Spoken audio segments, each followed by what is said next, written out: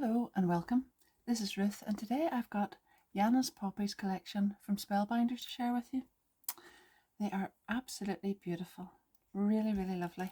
I'm going to be using the die today, but I just want to show you this as well. This is the beautiful letterpress plate, and this hot foils beautifully, it says up there, and this is one press plate, and it works with the Better Press machine. Look at that. That is absolutely stunning. And then there's a stencil set as well. So there's stencils in here, and those are poppies, and they also are sold along with this. So this isn't sold individually, it's sold along with this. Now at the moment I'm going to show you what's in this one. This is a two-piece die set, and there's an outside edge, and then this, oh, look at this, really beautiful poppy. So I am going to die cut that, show you what it looks like, and we're going to make up a card with it. But if you think you're enjoying this type of thing, have a look down at my playlist. There's lots and lots of Spellbinders stuff there. And if you do enjoy it, don't forget you can subscribe. That's free. Subscribe to my channel and hit the notification bell, and then you'll see lots more videos coming along. Before I get right into making the card, I just wanted to show you what really struck me about this first of all is that although this cuts a solid shape to go behind your poppy, but this one actually cuts out this shape. Now I'll lay it on there so that you can get a really good look at that. So you'll get that shape, and then of course you'll have all the little petals that come out.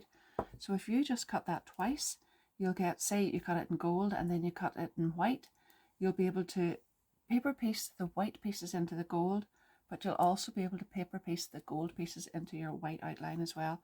So don't throw away any of those pieces, because I'm going to show you how to use those as well.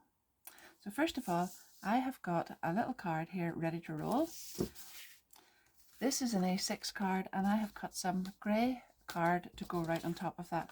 I'm going to glue that directly on there. Then I've taken the beautiful Flourish embossing folder, and that's from Simon Hurley's recent birthday bash collection. That makes such a beautiful background, and that's it there when it's just been sort of embossed. Gorgeous on both sides.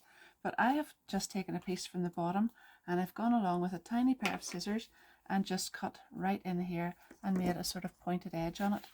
I've done that twice, so one is going to go on here and one is going to go on here, and then we've got this area in the middle to put the poppy in. So first of all, I'm going to glue those together and add this on, because this is going to go on 3D foam pads.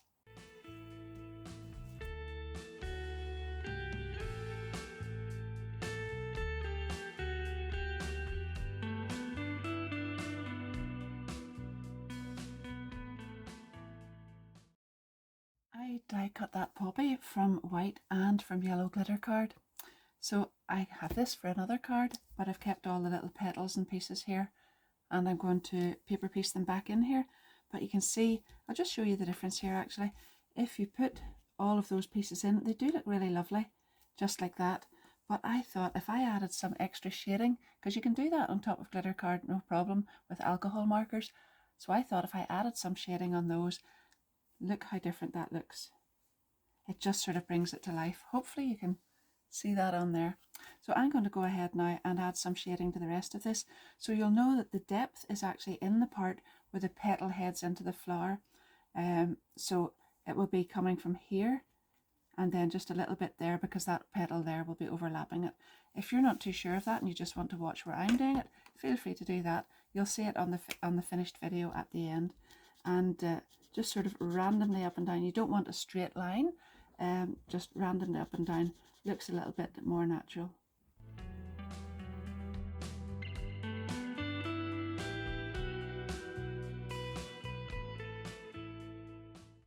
Well, I thought I might actually add something deeper onto that as well. So I've picked a darker alcohol marker, and I'm just going to go into the very tight corners here. Not anywhere near as far out as I've done with the other one, but you can have a little look, and I think that just really makes it pop.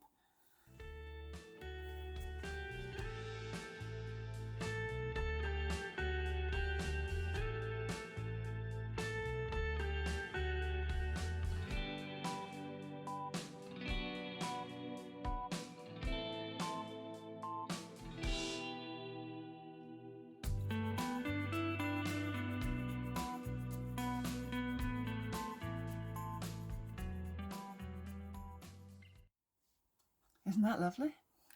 Nothing to do with me, of course, it's all to do with the dyes, but I think it's really, really beautiful.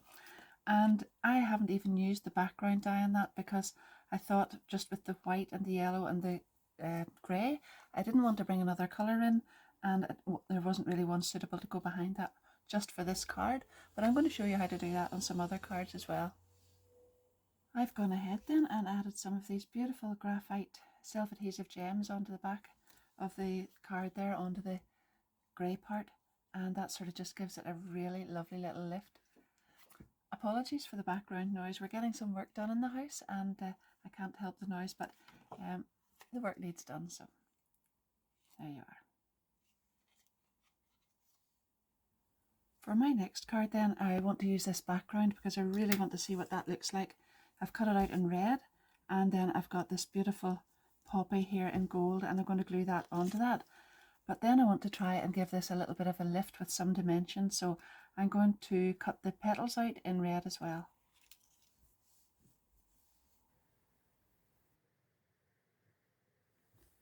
This time I want to add dimension, not just with the shading, but I want the petals to sit up as well, so I'll show you how I've done that. I've cut out the petals in red, and then I've put the shading on with the two different red pens again, and on each one of these petals I have just grabbed the ball tool and shaped them like this the whole way around, just giving them a little bit of a mold, and then I'm only going to glue the inner edges, so that's just around here on each one, because I want the outside edges to be able to curl up, so that will look like that.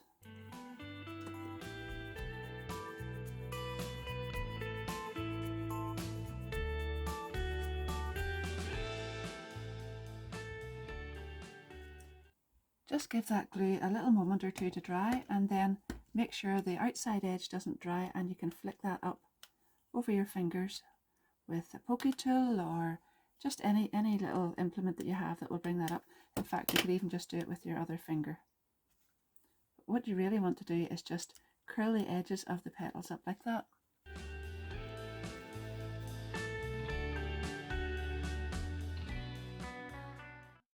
Moved all these petals up, I just give this a little light mist with some water, not too much, just a little mist, and then I hit it with the heat gun, and I actually went in behind each petal so that the heat gun dried those in the sort of the way that they're actually standing up, and that gives it a really good firm sort of curl to it now that it's dried, and it does look really beautiful with all that dimension.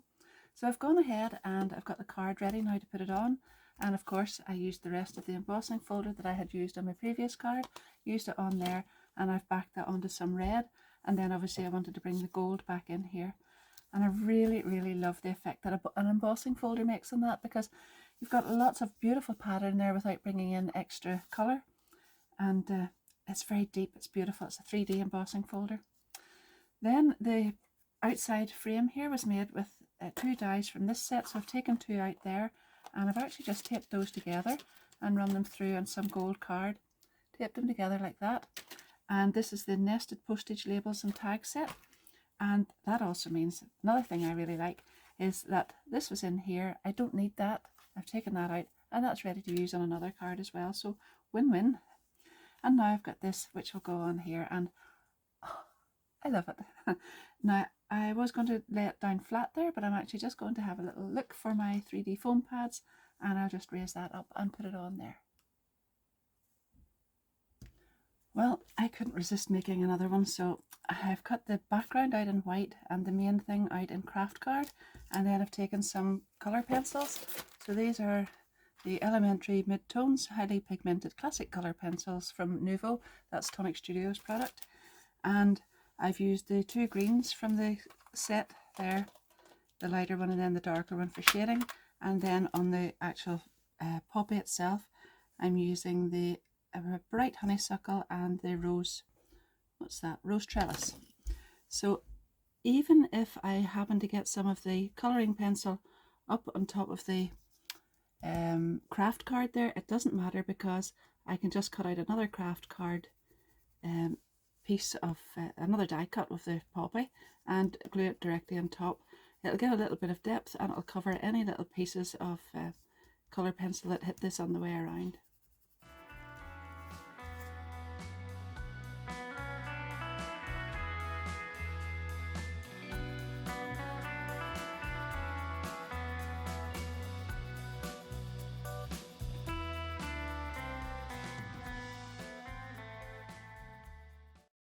Whenever I finished colouring that, I did add another die cut up on top of it. It wasn't awfully necessary, but it does make a lovely little extra bit of dimension, and I think that looks very nice on there too. Then I took this big punch here and I cut out the white and then the paper. Actually, both these papers are from the Bayfair by Rosie little 6x6 pad, and this again has been embossed with the Simon Hurley Plaster 3D embossing folder, which I absolutely love. That's the patterned paper from that Bayfair by Rosie as well. And then I've just tied a little bow across the top and I put some gems on there. So they're the peridot little gems from Spellbinders too. And there you are. 3 different ways of using that. I've got the stencils here now, so I'm going to have a little look at those, and those are the ones that I mentioned earlier on in the video, that they're only available with this press plate. So this is the, let's see, poppy background. It's really, really beautiful. I'm going to have a look at the stencils at the moment. So there are 6 layering stencils, and they make up the most beautiful poppy background. In the bottom left hand corner you'll see the number here, and that's number 1, and then you'll see 2 and 3 and so on through the set. So I'm going to start off with little finger daubers again. I think that's just handy for this kind of thing, and go in here, and I'll do all of this one first of all and then move on to number 2.